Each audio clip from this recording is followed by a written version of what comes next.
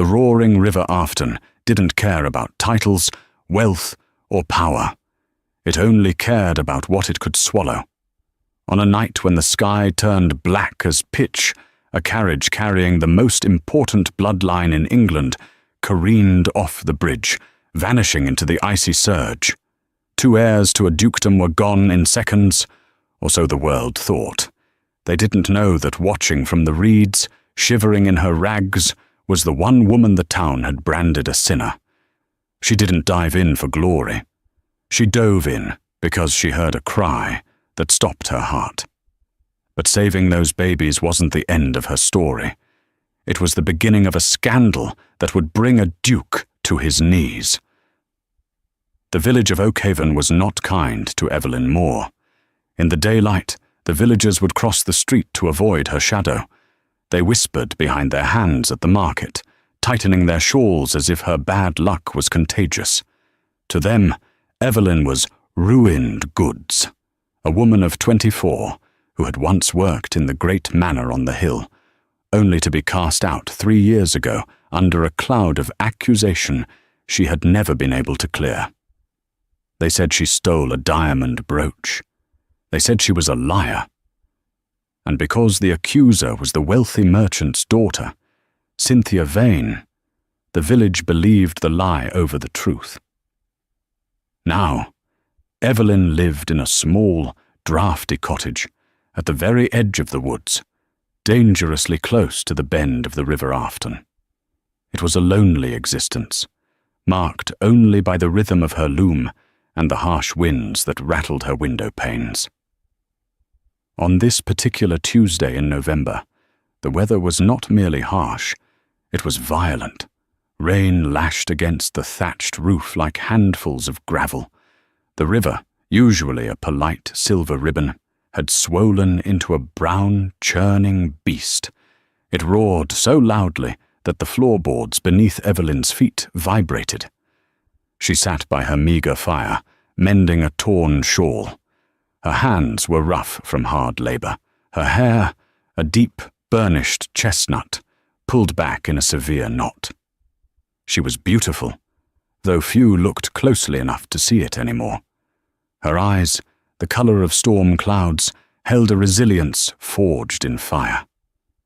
"Just a storm," she whispered to herself, though the timber of the cottage groaned in protest. "It will pass." But the wind howled a denial. Just past midnight, a sound cut through the cacophony of the storm. It wasn't the wind, and it wasn't the thunder.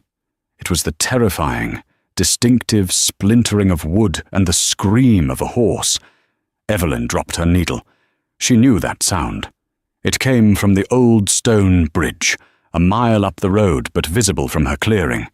She grabbed her heavy woolen cloak, throwing it over her thin nightdress, and shoved her feet into her boots. Grabbing a lantern, she shoved the door open. The wind nearly tore it from its hinges. "Hello!"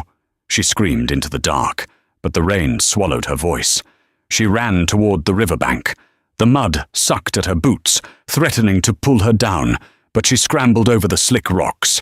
The lantern's light swung wildly, illuminating only slashing rain and black water. Then she saw it.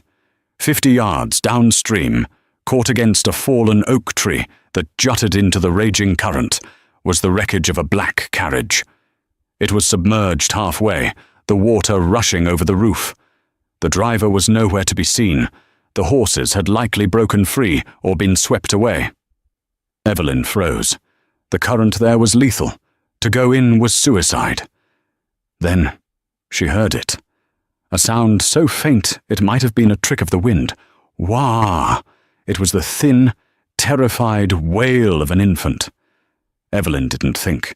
She didn't consider that she was the town pariah, or that no one would miss her if she drowned. She didn't consider the cold. She simply dropped the lantern on the bank and waded into the freezing water. The shock of the cold hit her like a physical blow, punching the air from her lungs. The river grabbed her skirts, dragging her downstream instantly. She fought, clawing at the muddy bottom, her fingers scraping against sharp stones. "Hold on!" She gasped, water splashing into her mouth. "Hold on!" She reached the fallen oak tree, her muscles burning. The carriage was groaning, the wood threatening to snap under the pressure of the river. The door was jammed against a thick branch. Evelyn hauled herself onto the slippery trunk of the tree, inching toward the carriage window. The glass was shattered. Inside, the water was rising fast. It was already at the level of the seats. And there, strapped into a secure bassinet that was miraculously floating atop the rising water inside the cabin, were two bundles. Twins. They were screaming, their tiny faces red with terror. Evelyn reached through the broken window. Her arm was scraped raw by the jagged glass, but she ignored the blood. She fumbled with the straps of the bassinet. The water was up to her chest now as the carriage shifted, sinking deeper. Snap. The branch holding the carriage gave way. The vehicle lurched. "No!" Evelyn shrieked. With a strength she didn't know she possessed, she yanked the bassinet free just as the carriage rolled. She threw her body backward, clutching the basket to her chest, falling off the oak tree and into the churning water. She went under. For a terrifying second, there was only blackness and the roar of water in her ears. She kicked wildly, one arm locked around the handle of the bassinet, holding it high above her head like a torch. She breached the surface, gasping. The current slammed her into a rock, bruising her ribs. But she didn't let go. She used the momentum to swing toward the bank. Her boots found traction in the mud. She clawed at the roots of a willow tree, dragging herself and the precious cargo onto the solid earth. She collapsed in the mud, heaving, coughing up river water. Silence followed, save for the rain. Then, a small whimper from the basket. Evelyn scrambled to her knees, peeling back the wet blankets. Two pairs of blue eyes stared up at her. They were cold, wet, and terrified, but they were alive. She looked at the embroidery on the blanket. It was a crest she didn't recognize, a silver hawk clutching a rose. "You're safe," she whispered, her teeth chattering violently. "I've got you." She looked back at the river. The carriage was gone, swallowed whole. Whoever had been inside with them, their parents, a nurse, was gone. Evelyn Moore, the outcast of Oak Haven, was now the sole guardian of two noble heirs, and the storm was far from over. 3 days passed. The storm had cleared, leaving the village of Oak Haven washed clean and glittering under a deceptive winter sun. Word had spread quickly about the tragedy at the bridge. The villagers gathered in the square, trading rumors like currency. It was the Duke of Montrose, the baker, Mr. Abernathy, announced self-importantly to a huddled crowd. "Duke Sebastian. They say his carriage was found 3 miles downstream, smashed to kindling." "And the Duchess?" asked a woman with a basket of apples. "Perished," Abernathy said solemnly. "And the children, twins, born not 6 months ago, a tragedy. The line is broken." "Not broken," a slick voice cut in. The crowd parted. Walking through the mud with pristine, polished boots was Gideon Thorne. He was the Duke's cousin, a man with a smile that never quite reached his eyes. He wore a mourning band on his arm, but his gait was light, almost bouncy. "If my cousin Sebastian is indeed gone," Gideon said, smoothing his silk cravat, "then the title falls to the next male heir. It is a heavy burden, but one I must bear." "You, Mr. Thorne?" the baker asked. "Lord Thorne, soon enough," Gideon corrected. "We are organizing a search for the bodies, of course. Proper burials must be held." While the village discussed the fate of the duchy, 3 miles away, in the draughty cottage by the woods, Evelyn was pacing. The twins were safe. She had dried them, warmed them by her fire, and fed them goat's milk from her neighbor's farm. Stolen, she admitted to herself with a pang of guilt. But necessary. She had found a small, watertight leather satchel, tucked into the bottom of the bassinet. Inside were papers. Birth certificates. Alexander James Montrose, Sophia Grace Montrose. Father, Sebastian Arthur Montrose, Duke of Montrose. Evelyn's hands had trembled when she read the names. These weren't just wealthy children, they were the highest nobility in the county. She knew she should go to the authorities. She should march into the village and hand them over. But fear paralyzed her. If she walked into Oakhaven with the dead Duke's children, would they believe she saved them? Or would Cynthia Vane and her cronies say she stole them, kidnapped them from the wreckage for ransom? They had accused her of theft once before, with no proof. This would be far worse. And then there was Gideon Thorne. Evelyn had seen him once, years ago, when she worked at the manor. He had visited the house she served in. She remembered the way he kicked a stray dog that crossed his path, then laughed when it yelped. If the Duke was dead, Gideon was the heir. If the children were alive, Gideon was nothing. Evelyn looked at the babies sleeping on her narrow cot. If she handed them to Gideon, would they survive the week? "I can't take you to town," she whispered to the sleeping infants. Not yet. But she couldn't keep them here. Her supplies were low. She had no money. Then a knock on her door made her jump. She froze. The babies were asleep. But if they cried, "Open up! Is anyone inside?" It was a deep, rough voice. Not a villager. Evelyn grabbed a fire poker, her heart hammering against her ribs. She moved to the door but didn't open it. "Who is it?" she called out, trying to make her voice sound strong. "Search party," the voice grunted. "We're looking for debris from the accident. Have you seen anything wash up?" Evelyn's eyes darted to the bassinet in the corner. "Just driftwood," she lied. "Nothing else." "Open the door, miss. We need to check the perimeter." I am not decent," she stammered. "Please check the bank. I haven't been outside." There was a pause, a low mumble between two men. "Fine.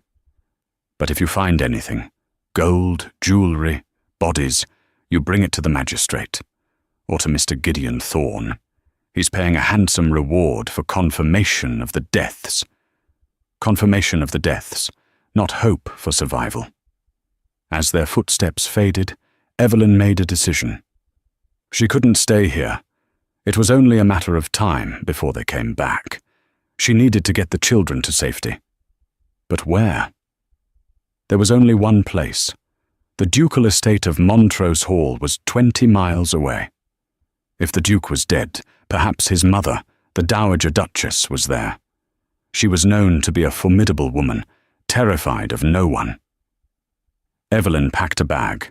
She wrapped the babies in the thickest wool she had. She would walk, 20 miles in winter mud. Meanwhile, 5 miles downstream, a miracle, or a curse, was unfolding. A fisherman named Old Walter was checking his nets when he saw a shape in the mud. A man. He was half dead, his fine clothes shredded, his face battered and blue with cold. But as Walter rolled him over, the man groaned. It was Sebastian Montrose. He coughed up water, his body convulsing. His eyes flew open, wild and unseeing. "Catherine!" he rasped, clutching Walter's arm with a grip of iron. "The children! Where are they?" "Easy, son, easy," Walter soothed. "You're safe. You're on the bank."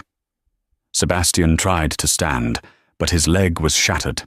He collapsed back into the mud with a guttural roar of pain. "My wife. She was in the carriage. The twins." "The carriage is gone, my lord," Walter said gently, "smashed to bits." Sebastian's head fell back against the earth. A single tear cut through the mud on his cheek. He remembered the slide, the scream of the horses, the water rushing in. He remembered trying to reach the bassinet, but the current ripped him out the door. He had failed them. He was the Duke, the protector of his lands, and he couldn't even save his own blood. "Take me to the hall," Sebastian whispered, his voice broken. I must bury them." He didn't know that 20 miles away, a woman he had never met was strapping his heirs to her chest, preparing to walk through hell to bring them home. The chessboard was set. The dead Duke was alive. The dead heirs were alive. And the man who wanted them all gone was currently measuring the windows of Montrose Hall for new drapes. Evelyn opened her door and stepped out into the cold wind. She didn't know she was marching toward a war. She only knew she had to keep walking. The road to Montrose Hall was a ribbon of treacherous mud that wound through the skeletal winter forests. For Evelyn, every step was a battle against gravity and exhaustion. She had walked for 6 hours, the wind biting through her threadbare cloak, before a sympathetic farmer named Alden had slowed his ox cart. "You'll die out here, girl," the old man had grumbled, eyeing the bundle strapped to her chest. "Hop in the back. I'm delivering turnips to the hall." Hidden beneath a rough canvas tarp in the back of the cart, Evelyn held Alexander and Sophia close. They were remarkably quiet, as if they sensed the danger. Every time the cart hit a rut, Evelyn winced, shielding their small heads with her hands. As they crested the final hill, Montrose Hall came into view. It was a sprawling Gothic beast of grey stone, its many towers piercing the low-hanging clouds. But today, the estate looked like a gaping wound. Long black banners hung from every window, snapping violently in the wind. The morning had begun. The cart rumbled through the iron gates, which were guarded by men Evelyn didn't recognize. They wore the Montrose livery, blue and silver, but they looked more like thugs than footmen. They carried heavy staves and eyed the cart with suspicion. "Turnips for the kitchen," Alden shouted, "and a girl to help scrub. Mrs. Gable sent for extra hands for the wake." It was a lie, but a clever one. The guards waved them through. The courtyard was a hive of activity, but it was a dark, chaotic energy. Servants scurried with heads down, looking terrified. Evelyn slipped out of the cart near the scullery entrance, thanking Alden with a squeeze of his hand. She ducked into the shadows of the servants' entrance, her heart hammering against her ribs. The kitchen was a cavern of steam and noise. Cooks were shouting, pans were clattering. No one noticed the woman in the tattered cloak slipping through the back pantry door. Evelyn knew the layout of the house from stories her mother used to tell, but she had never been inside. She needed a place to hide, a place no one would look. She found it in the old linen wing, a section of the house that smelled of lavender and dust, used for storing the winter quilts. It was freezing, but dry. She created a makeshift nest behind a stack of moth-eaten tapestries. "Stay quiet," she whispered to the twins, kissing their foreheads. "I will find food."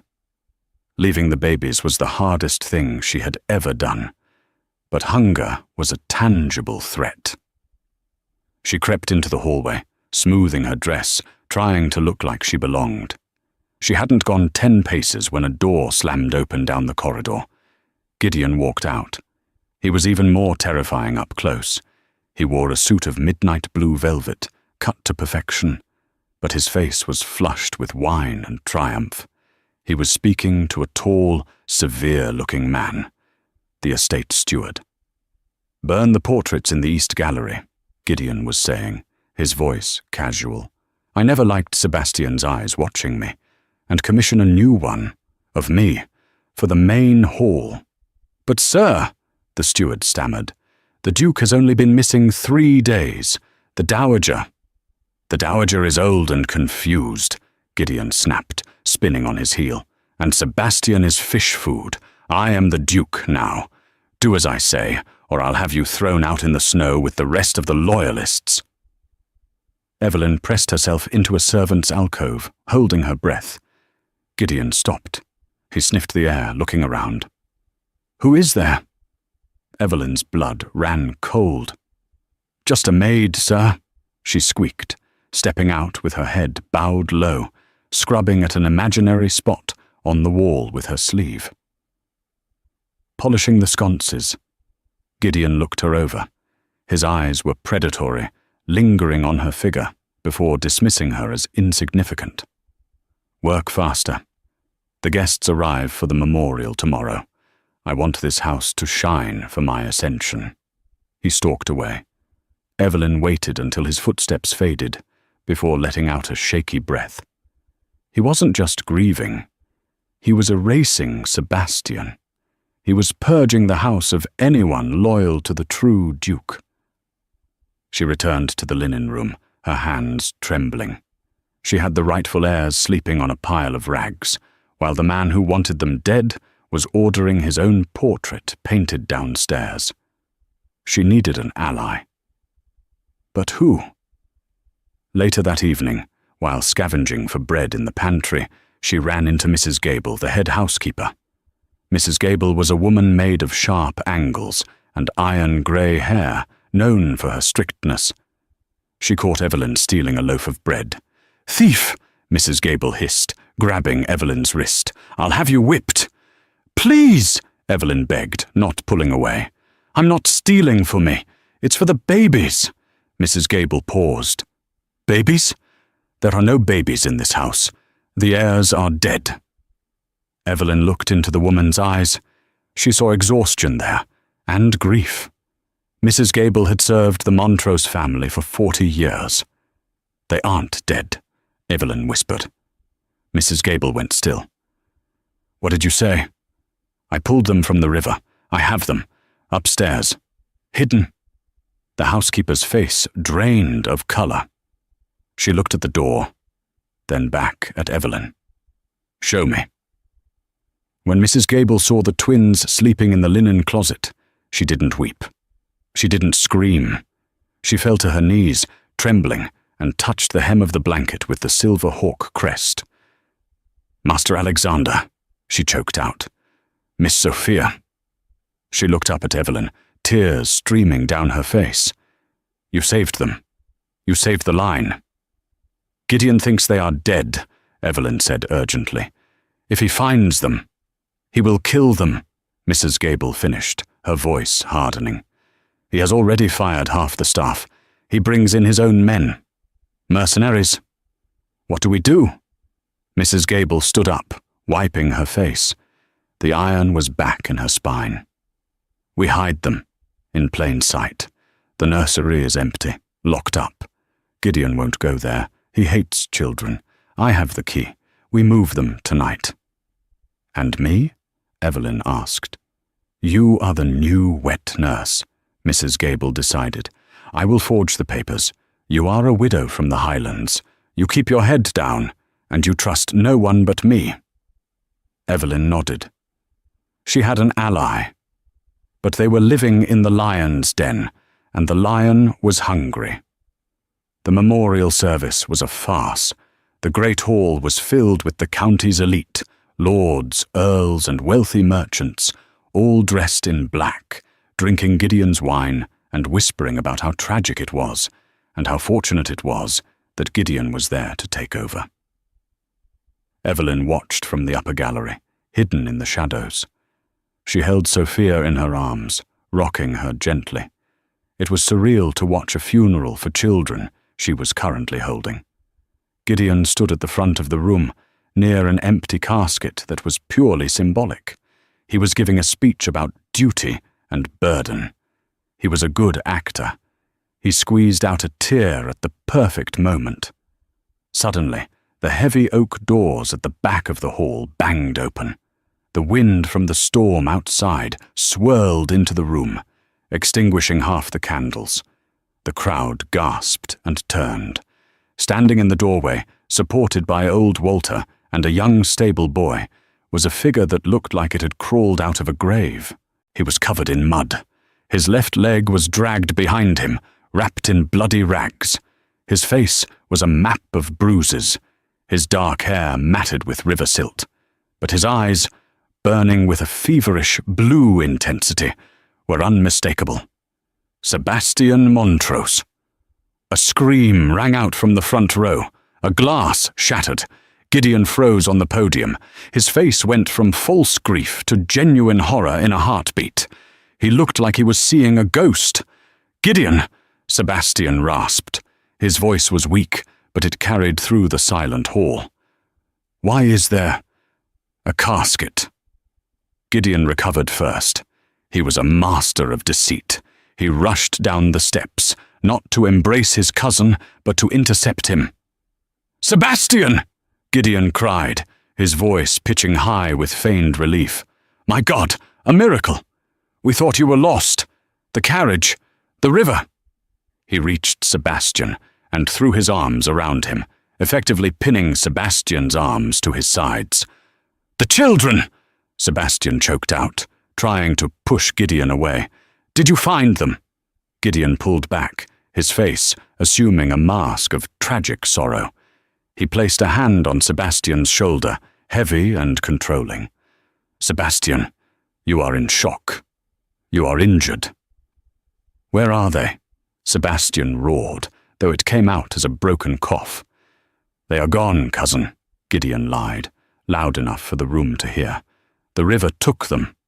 Only you survived." Sebastian's legs gave out.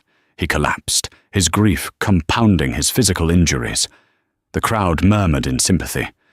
"Get a doctor," Gideon shouted, looking around wildly. "Get Dr. Finch. The Duke is delirious. He needs rest." Evelyn, watching from above, felt her heart stop. He's alive. The father of the children in her arms was alive. She watched as Gideon's men, the thugs she had seen at the gate, swarmed Sebastian. They didn't help him gently. They grabbed him, hauling him up like a sack of grain. "Take him to the East Wing," Gideon ordered. "The isolated tower. He needs quiet." Evelyn knew what that meant. The East Wing was the furthest point from the servants' quarters. It was a prison. Dr. Finch, a small rat-faced man who owed Gideon gambling debts, scurried after the guards. As they dragged Sebastian away, he looked up. For a split second, his feverish gaze locked onto the dark upper gallery where Evelyn stood. He couldn't have seen her. She was in the shadows, but he stared right at her. "My babies!" he moaned, before his head lolled back and he lost consciousness. The doors slammed shut. The crowd buzzed with the scandal. The Duke was alive, but broken. And Gideon looked like a man who had just realized his problems were not over. Later that night, the atmosphere in the house shifted, from mourning to paranoia. Gideon was pacing the library, drinking heavily. Evelyn was in the nursery, pacing as well. She had to tell him. She had to tell Sebastian his children were alive. It was the only thing that would give him the strength to fight Gideon. "Mrs. Gable," Evelyn whispered when the housekeeper arrived with fresh linens. "I have to go to him." "You cannot," Mrs. Gable hissed. "There are 2 guards at the door of the East Wing. Dr. Finch has sedated him. If you are caught, you are dead." "If I don't, Gideon will finish what the river started," Evelyn argued. "He will poison him or smother him. We have to let Sebastian know he has something to live for." Mrs. Gable bit her lip. "The guards change shift at 3 a.m. There is a window of 2 minutes where the corridor is empty, but the door is locked." "I can pick a lock," Evelyn said. It was a skill she learned from her father, a locksmith, before he died. A skill the village mocked her for, calling her a thief. Now it might save a duke. "It is suicide," Mrs. Gable warned. "It is necessary," Evelyn replied. At 3 a.m. the house was silent as a tomb. Evelyn left the twins sleeping soundly, hidden beneath the floorboards of the nursery, in a secret compartment Mrs. Gable had shown her. She crept through the darkened hallways, her feet bare so they wouldn't make a sound on the stone. She reached the East Wing. The corridor was empty. She rushed to the heavy oak door. She pulled a hairpin from her bun and inserted it into the keyhole. Her hands were shaking. Click. She turned the handle and slipped inside. The room smelled of sickness and laudanum. A single candle burned low on the bedside table. Sebastian lay on the bed, pale as death. His leg was splintered, his chest heavily bandaged. He was sweating, tossing his head on the pillow, muttering in a drug-induced haze. Evelyn approached the bed. She had never been this close to a duke. Even broken he was striking, sharp jawline, dark lashes against pale skin. "Your Grace," she whispered, leaning close to his ear. He groaned, his eyes fluttering open. They were glazed, unfocused. "Catherine," he mumbled, naming his late wife.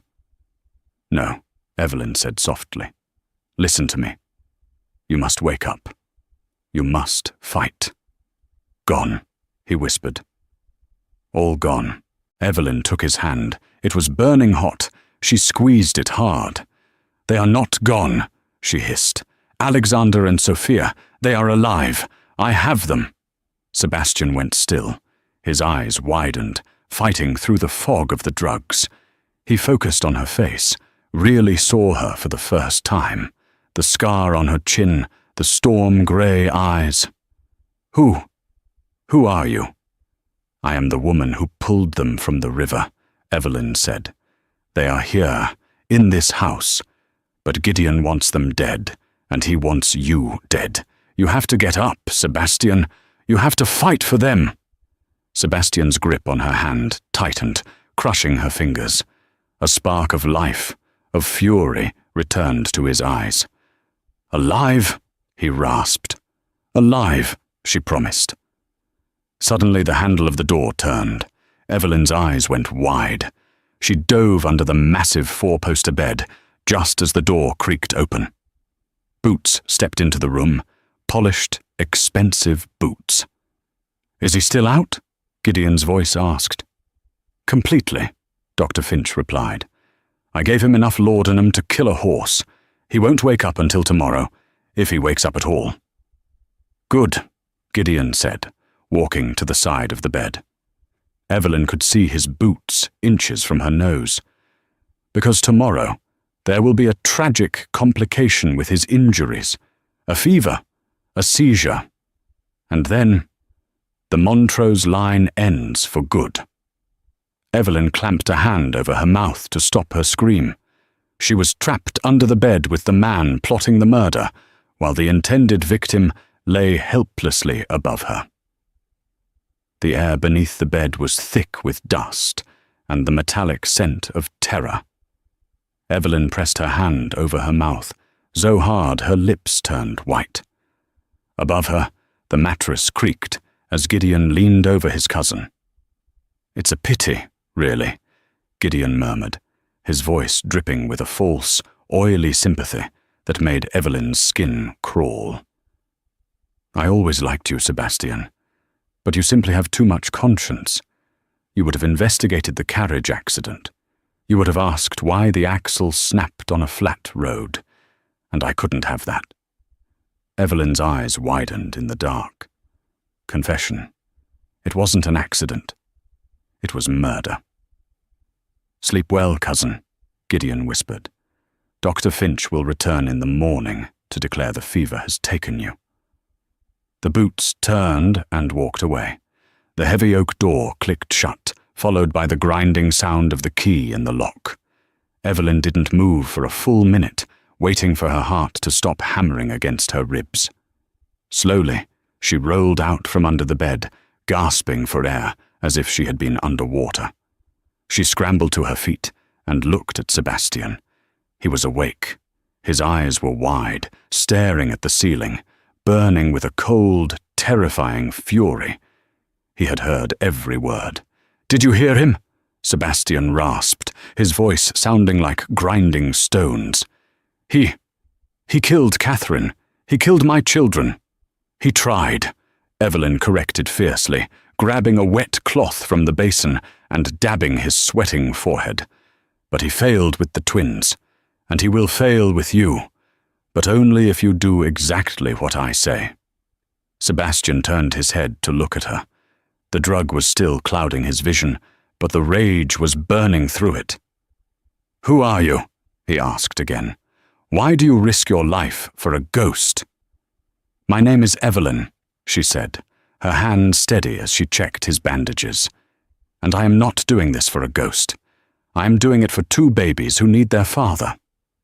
She grabbed the vial of medicine Dr. Finch had left on the nightstand, the sedative that was likely poison. She uncorked it and poured the contents into the chamber pot, then replaced the liquid with water from the pitcher. "Listen to me," Evelyn whispered, leaning close. "You must continue to play the invalid. You must moan, you must thrash, you must pretend to be losing your mind. If Gideon thinks you are recovering, he will use a knife instead of poison. Do you understand?" Sebastian nodded slowly. "I will play his game." "Good. Now, I have to go before the guard returns. I will bring you food that isn't poisoned, and I will bring you proof." Getting out was harder than getting in. Evelyn had to pick the lock from the inside, time the patrol of the hallway, and sprint back to the nursery in the shadows.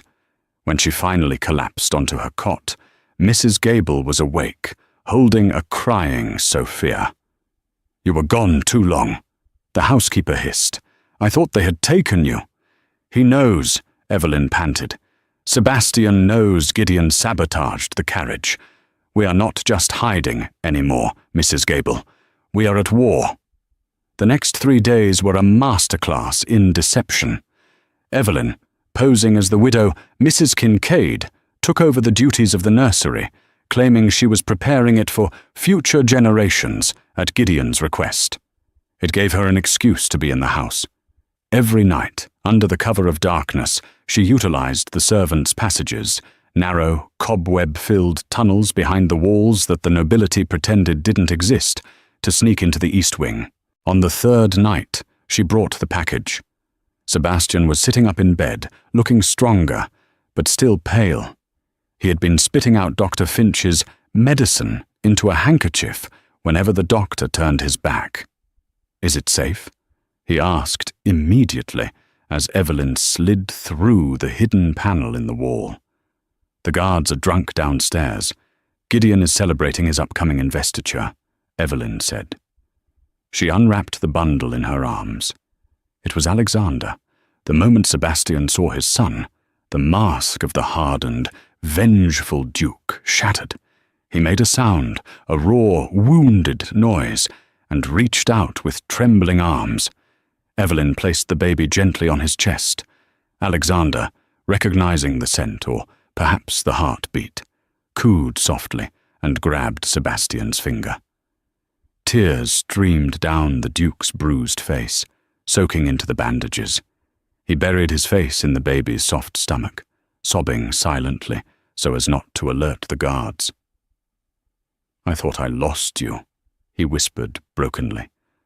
"I thought I lost everything." Evelyn watched, a lump in her throat. This was dangerous. If anyone walked in, they were all dead. But Sebastian needed this. He needed to remember what he was fighting for. "They are healthy," Evelyn promised. "Sophia is with Mrs. Gable. They are safe." Sebastian looked up at her, his eyes red but clear. The look he gave her was intense, filled with a gratitude that bordered on worship. "You saved my bloodline, Evelyn," he said, his voice low and fierce. "I swear to you, on the graves of my ancestors, I will repay this debt. Gideon will not just fall, he will burn." "Focus on walking first," Evelyn said pragmatically, taking the baby back. "Then we can focus on burning." But as she turned to leave, Sebastian caught her wrist. His grip was warm and strong. "Be careful," he said. "Gideon is watching you. He asked Dr. Finch who the new woman in the nursery was." Evelyn felt a chill. "What did Finch say?" "He said you were just a servant." "But Gideon, he doesn't like loose ends. Stay out of his sight." Evelyn nodded and slipped back into the walls. But she knew it was too late to stay out of sight. Gideon was a predator, and he was beginning to sense that there was a mouse in his house that didn't belong. The following week, the atmosphere in Montrose Hall grew suffocating. The rain had returned, lashing against the stone walls as if trying to wash the sin from the estate. Gideon was growing impatient. Sebastian wasn't dying fast enough. "He lingers," Gideon complained to Dr. Finch in the library, unaware that Evelyn was dusting the bookshelves on the upper level, listening. "The investiture is in 2 days. I cannot be sworn in as Duke while he still breathes." "His constitution is unnatural," Finch stammered. "I've given him enough arsenic to kill an ox. He should be dead." "Then increase the dose," Gideon snapped. "Or use a pillow. I don't care how it happens, just get it done. Tonight." Evelyn's duster froze in her hand. Tonight. She had to act. They couldn't wait for Sebastian to fully heal. They had to expose Gideon now, but they needed proof.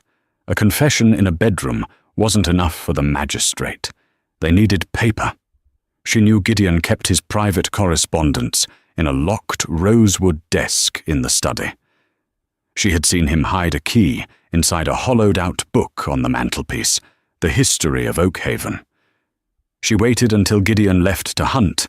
He enjoyed hunting foxes in the rain, and Dr. Finch went to the cellar to fetch more wine. Evelyn slipped into the study. It smelled of cigar smoke and brandy. Her heart was beating a frantic rhythm against her ribs. She found the book, shook it, and the small brass key fell into her palm. She unlocked the desk. It was a mess of gambling debts, letters from mistresses, and aggressive demands from creditors. Gideon was broke.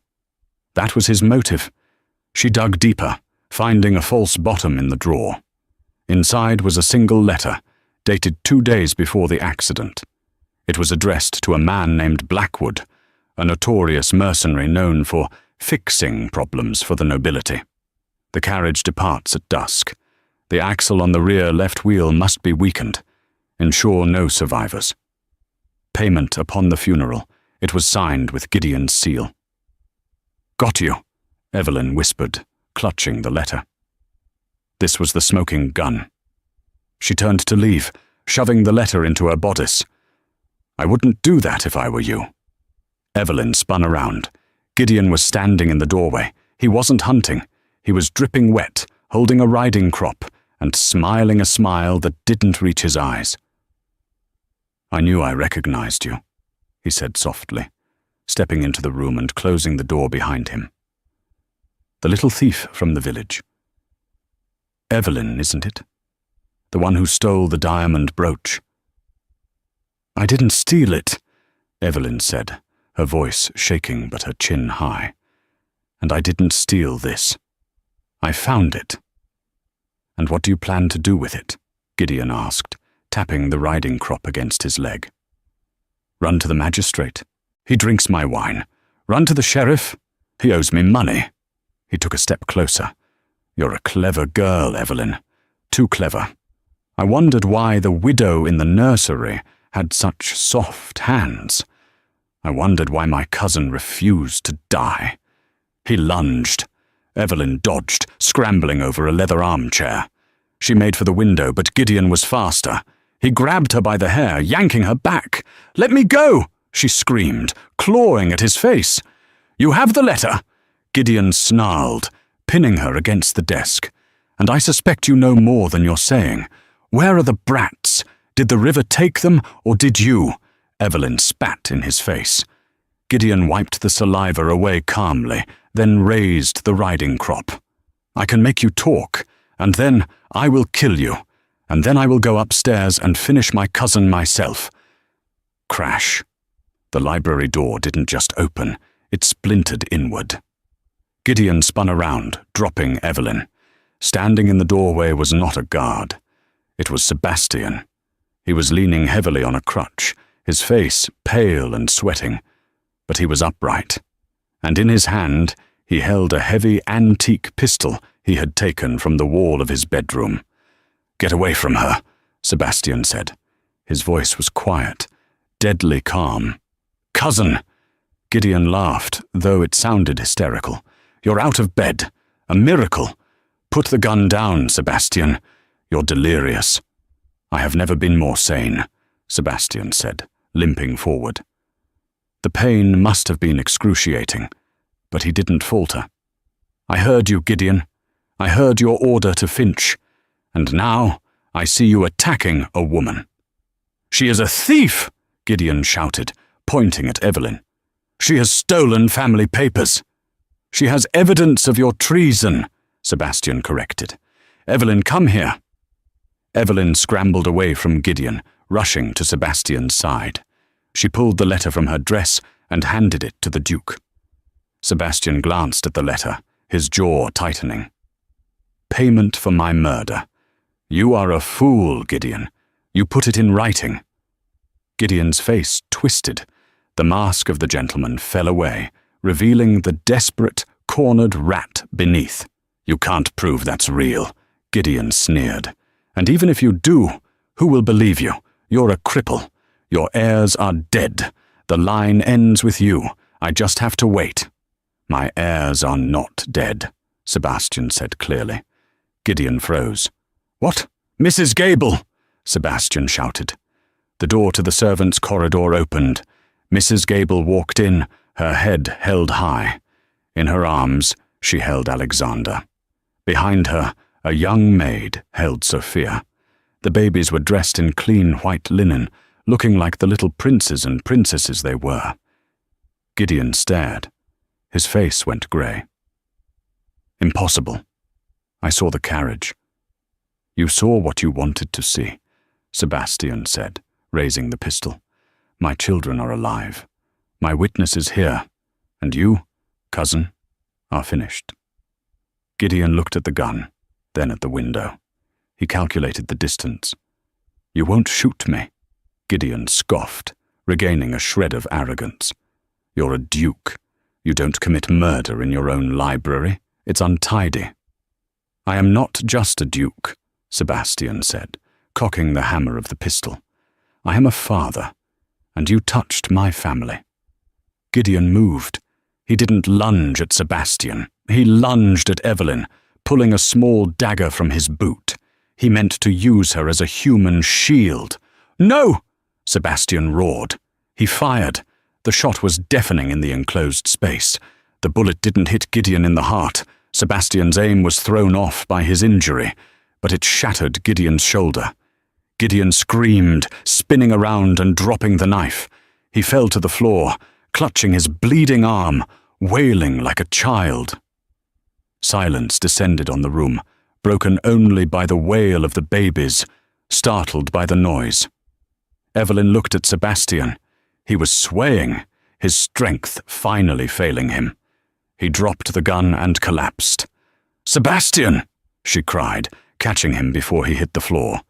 He looked up at her, his eyes losing focus. Did I get him?" "Yes," Evelyn wept, holding him close. "You got him.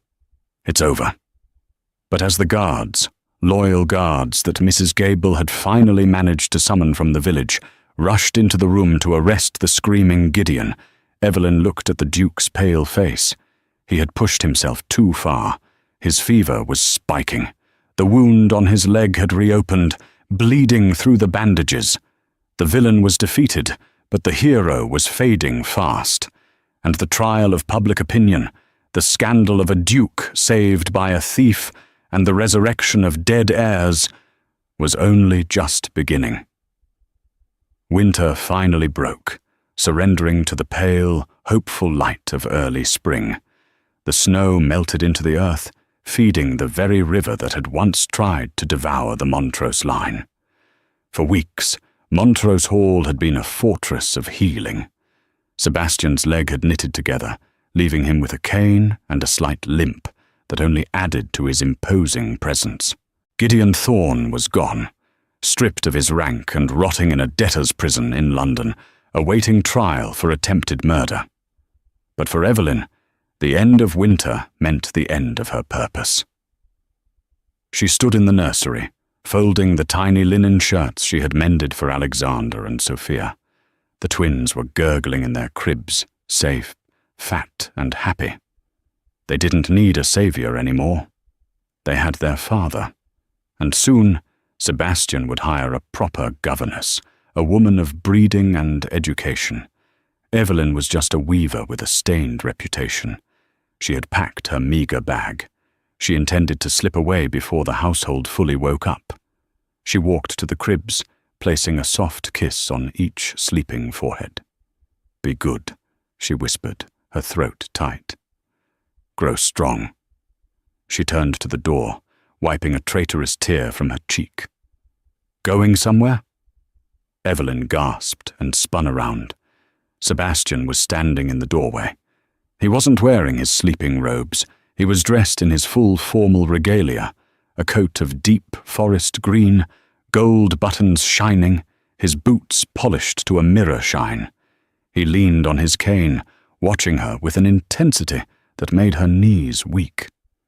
"Your Grace," she curtsied, lowering her eyes. I thought it best. The children are safe. You are recovered.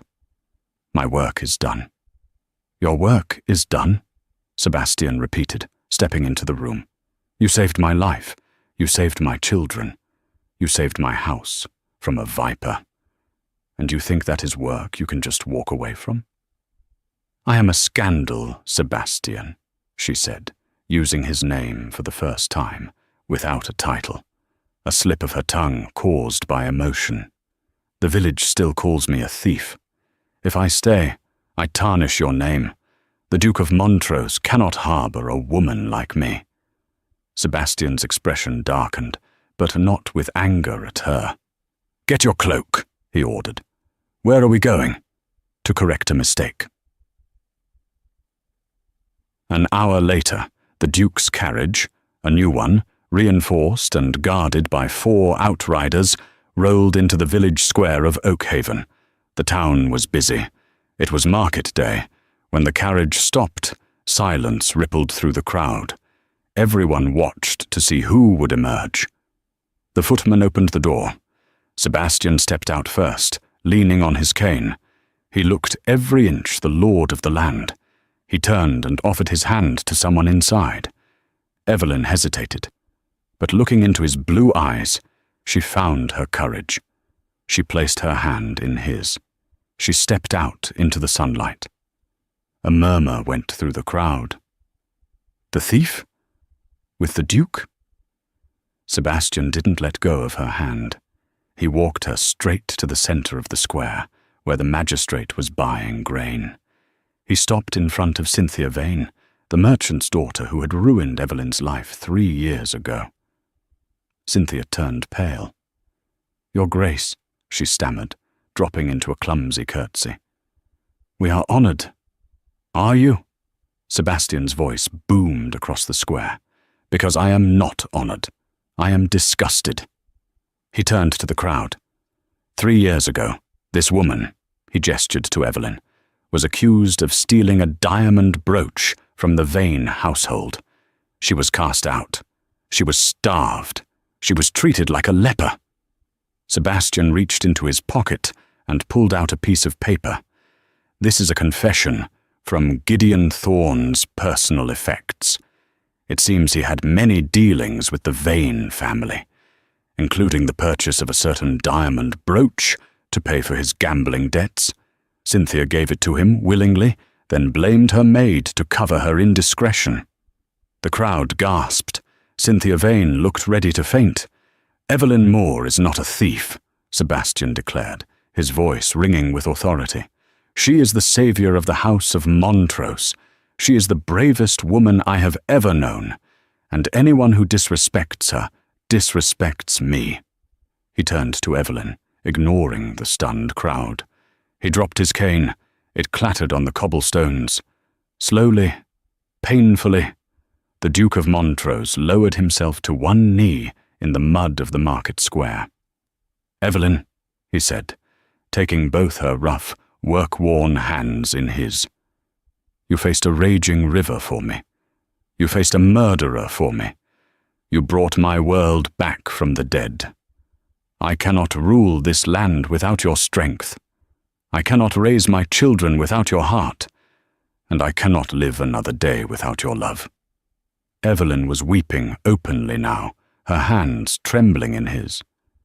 "Sebastian, I am nobody. You are everything," he corrected. He pulled a ring from his pocket, not a diamond, but a sapphire as deep and blue as the river that brought them together. "Marry me. Be the mother my children need. Be the duchess this land deserves." "Yes," she whispered, her voice cracking. "Yes." He slid the ring onto her finger. He stood up, pulled her into his arms and kissed her, a deep, passionate kiss that shocked the villagers and sealed her fate. The cheers started slowly, then erupted. The outcast was now the queen of the county.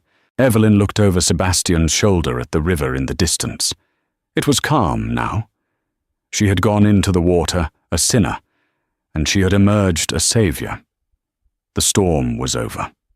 Her life had finally begun. And that is the incredible story of Evelyn Moore and the Duke of Montrose. It reminds us that true nobility isn't about bloodlines or titles. It's about the courage to do the right thing when no one is watching. Evelyn didn't dive into that freezing river for a reward. She did it because she couldn't turn away from a cry for help. In a world full of people like Gideon Thorne, who seek power at any cost, be an Evelyn. Be the person who isn't afraid to fight the current. If this story touched your heart, please give this video a big thumbs up. It really helps the channel grow.